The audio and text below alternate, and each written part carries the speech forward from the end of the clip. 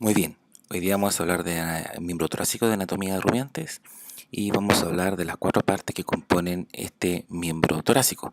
Nos referimos al cíngulo del miembro torácico, la región braquial, la región antebraquial y la región de la mano. Las cuatro regiones van a estar dividiéndose en distintos huesos, como vamos a ver, y mientras que la región de la mano tiene una región más específica, una región carpal, una región metacarpal y una región de los dedos, ¿ya? La cual está compuesta la carpal por 6 huesos. La metacarpal va a tener un gran hueso metacarpiano muy desarrollado, que es la fusión del metacarpo 3 y 4, más un rudimentario metacarpiano número 5, mientras que la región de los dedos van a haber 4 dedos, de los cuales 2, tanto el 3 y el 4, son desarrollados con cada uno con 3 falanges y 3 sesamoides, mientras que los metacarpianos 2 y 5 son más que nada rudimentarios. En el caso del miembro torácico, y comenzamos a hablar ya de los huesos desde la línea más dorsal a la más inferior, desde la región más proximal hasta la región más distal, comenzaremos hablando de este primer hueso, que es estos dos huesos planos, llamado escápula. La escápula son dos huesos planos que tienen dos caras, una cara medial, una cara lateral. En la cara medial vamos a observar que esto es un hueso con una forma medianamente triangular, de manera que tiene un ángulo dorsal, un segundo ángulo caudal y un ángulo eh, distal, ¿ya? Un ángulo distal. Este ángulo dorsal también se le dice también puede ser superior, ¿ya? Y tiene tres márgenes, un margen o borde craneal, un margen dorsal y un margen caudal, ¿ya? En su cara medial, como estamos viendo, presenta una fosa llamada fosa subescapular con la presencia de unas caras o facies llamadas facies serrata. Hacia el borde más dorsal nos vamos a la presencia de una estructura, un molde que muestra este esquema, que es la presencia de un cartílago escapular que está en el borde dorsal o el margen dorsal. Si descendemos, la escápula presenta una angostura. Esta angostura se le llama cuello de la escápula, en el cual el borde craneal es mucho más cóncava, ya que la concavidad, que es mucho más amplia, me refiero del borde más caudal. Si descendemos hasta la cara por la cara medial hacia la vista más inferior de la escápula, ya llegando a los bordes del cuello, nos vamos a encontrar con la presencia de unos procesos, que es el proceso supraglenoideo, que se alcanza a ver, que nace, si usted ve acá, desde la cara lateral, pero se proyecta posteriormente hacia medial como un proceso coracoide, un pequeño proceso, pero sí nace claramente en la cara medio caudal el proceso infraglenoideo, que en los bovinos es bastante desarrollado, lo cual no se proyecta así con la cara medial en la misma zona del hueso. Si nos vamos a la cara lateral, nos vamos a dar cuenta que este hueso está dividido en dos fosas, ¿no es cierto? Una fosa supraespinosa, una fosa infraespinosa, y está dividido por una espina, que es llamada espina escapular, ¿ya? Que presenta en su borde central un pequeño tuberosidad de la espina y termina en un ángulo bastante amplio, que es el acromio, ¿ya? Acá están identificadas las partes, ¿no es cierto? Tenemos la espina, la tuberosidad de la espina, el acromion, la fosa supraespinosa. Esta supraespinosa tiene un tamaño de 1:2 comparado con la fosa infraespinosa. Ya es mucho más grande esta fosa espinosa. Por la cara medial podemos observar en esta otra hueso, ¿no es cierto?, la visualización de la fosa subescapular, el proceso supraglenoideo y también la presencia de este pequeño proceso coracoides. Hacia la vista más distal observamos la presencia de una cavidad llamada cavidad glenoidea.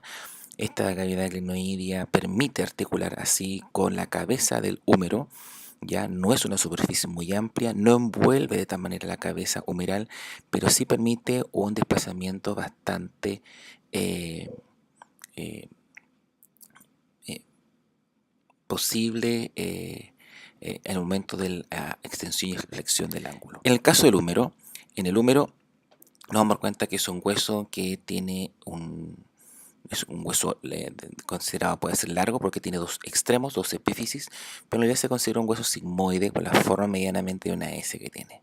Si lo consideramos desde el punto de vista del hueso largo, presenta dos epífisis, una epífisis proximal, una epífisis distal, una diáfisis, ¿no es cierto? Con algunas porciones bastante irregulares, tanto en su vista de la epífisis proximal como de la epífisis distal. Este hueso humeral no presenta un tubérculo intermedio ni un doble surco interturcular que la vamos a encontrar en la epífisis proximal en el tubérculo mayor. Ya, si nosotros volvemos acá un poco la imagen, vamos a observar que existe un tubérculo mayor y un tubérculo mucho más reducido, ¿no es cierto? Ya, en el cual vamos a encontrar que el tubérculo mayor presenta notoriamente dos porciones, una porción craneal y una porción caudal, y la cara del músculo infraespinoso posee una forma circular. Si volvemos a la imagen nuevamente acá, por aquí tiene una pequeña cara circular. ¿Ya? La epífisis distal es proporcionalmente de mayor tamaño que un equino y también posee un agujero supratroclear. La revista craneal, esto es un húmero del lado derecho, de tal manera que vamos a encontrar este es el borde o margen lateral, este es el margen medial. El borde lateral va a estar compuesto por el tubérculo mayor, la cara del músculo infraespinoso, una cara redonda, como he dicho anteriormente, una tuberosidad deltoidea. Mientras por la cara medial encontramos el tubérculo menor. En medio de ellos dos está este surco intertubercular y la tuberosidad redonda mayor. ¿Ya? Si nos acercamos a la región distal, nos vamos a encontrar con la presencia de un gran cóndilo, como dice acá, ¿ya? Pero el cóndilo está compuesto por dos porciones, un capítulo y una tróclea. Ya vamos a ver un poquito más adelante las diferencias. Esto por la cara lateral. Aquí está la cara del músculo infraespinoso, se ven que es bastante redondo. La presencia rápidamente visual del tubérculo mayor. La presencia de un cresta humeral. Esta cresta humeral es este levantamiento óseo que existe y en el centro existe un engrosamiento y una regularidad más amplia que la llamada tuberosidad deltoidea. Ya, lo que permite que en esta zona de este hueso la diáfisis sea bastante lisa, lo que permite el desplazamiento de un músculo que es el músculo braquial. Por la cara caudal es más visual, la cabeza del húmero, ¿no es cierto?, bastante redonda, esférica, y siempre en anatomía cuando hablemos de la presencia de que existe una cabeza o una estructura anatómica llamada cabeza, va a tener la presencia de un cuello. A la inversa no necesariamente, no porque tenga cuello va a tener cabeza, pero por lo menos va a tener, si tiene cabeza vamos a ver que tiene un cuello. Si nos damos cuenta, el tubérculo mayor va a estar presente hacia la vista lateral, el tubérculo menor tiene una vista más pequeña, no se alcanza a observar, y continuamos con la presencia de una tuberosidad de redondo mayor. Si usted se da cuenta, es bastante grande. Si nosotros vamos disminuyendo a la vista hacia el epífisis distal, nos vamos a encontrar con la presencia de los epicóndilos laterales y mediales, que son las caras laterales de los cóndilos, y la fosa notoriamente profunda del olecranon. Se llama fosa del olecranon. Llamamos lo que es olecranon, en el cual se articula perfectamente allí. Si nos vamos a la vista distal, aquí quiero que veamos el tema del cóndilo. Todo esto, el rollizo de hueso, se llama cóndilo. Este cóndilo va a estar formado por dos caras articulares. Una va a ser la tróclea, probablemente tal. La tróclea, si ustedes se dan cuenta, es una zona que tiene una caras que permite articular muy bien, ya en dos porciones con el hueso ulna, mientras que el capítulo va a permitir articular perfectamente solamente con el radio. Ya es una vista medial, una estructura que ya hemos visto anteriormente. Si ustedes se dan cuenta en estas imágenes, las regiones de articulaciones en los animales jóvenes, vamos a dar cuenta que puede existir la posibilidad que uno diga que el hueso está fracturado, pero en realidad hay una sínfisis. ¿Te recuerdan cuando hablamos que la metáfisis es un centro de osificación que todavía no están completos y la radiografía pueden verse que los huesos puede que estén fracturados, pero solamente es la presencia de cartílago que no alcanza a capturar los rayos X, por eso se ve como negro, como si tuviera aire. Si vamos hacia el radio, en la región del antebrazo, nos damos cuenta que el radio es mucho más corto y ancho también que el equino, ya es una pequeña porción articular y la tuberosidad radial es menos evidente que en el equino. El ulna, por otro lado, que nace a partir de esta gran olecranon, ¿ya? O proceso olecraniano, es mucho más desarrollada en el equino y es completa, dice, formando el proceso estiloideo lateral. La ulna y el radio se van fusionando de tal manera que forman estos dos espacios interóseos. Los huesos no son móviles como si lo podríamos ver los carnívoros. En el caso de estos dos huesos vamos a observar el tuberosidal olecranon, esta gran estructura que presenta un prosoonconio. ¿Ya? Esta estructura es la que posteriormente se va a articular y va a ocupar el espacio de la fosa olecraniana. ¿Ya? Aquí están las caras articulares, tenemos la fobia o la fosita de la cabeza del radio, así como la cabeza del radio y las tuberosidades del radio, que son estructuras que van a ayudarnos no solamente a la articulación, sino que la inserción de algunos músculos. Por la vista medial observamos el gran desarrollo de este tuber olecranon, ya todo este es el olecranon, y aquí vemos este proceso oncono nuevamente que permite articular, ¿no es cierto?, dentro de este fosa olecraniana. Este espacio, ya esta incisura formada tanto por el ulna como por el radio, es la zona articular que va a estar directamente relacionada tanto con con el capítulo como con la tróclea que presenta este húmero. Si descendemos por la zona del radio, nos encontramos con la cabeza, el cuerpo y finalmente una tróclea, que es una zona articular nuevamente que va con el carpo.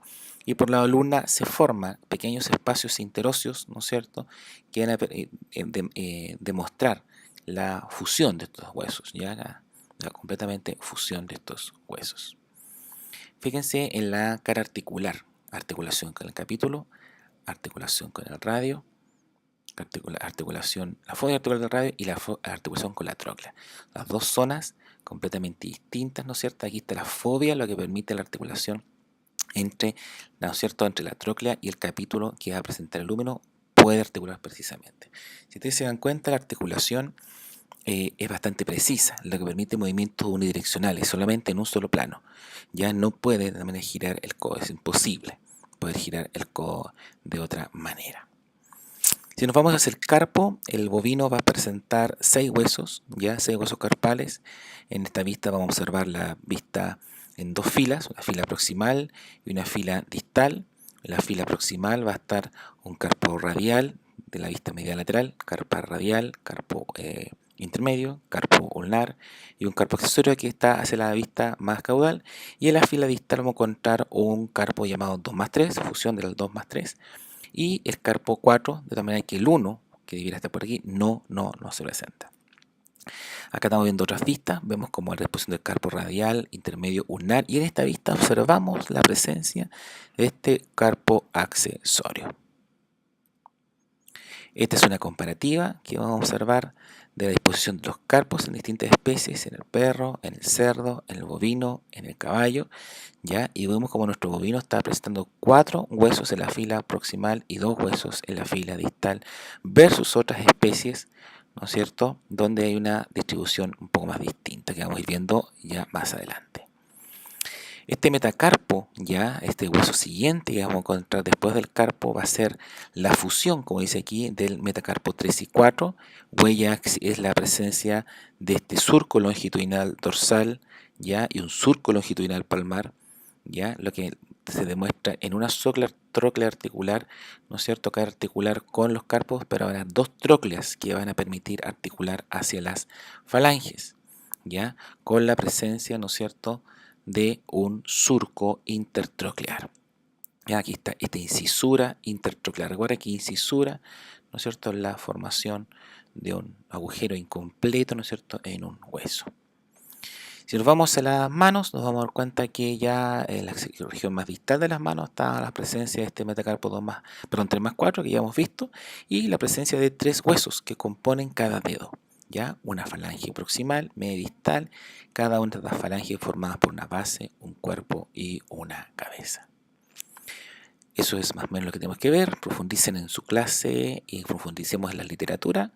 No se duerman, tenemos que ir viendo la literatura también componiendo con esto y preparar el taller de trabajo como los laboratorios. Un abrazo, nos vemos.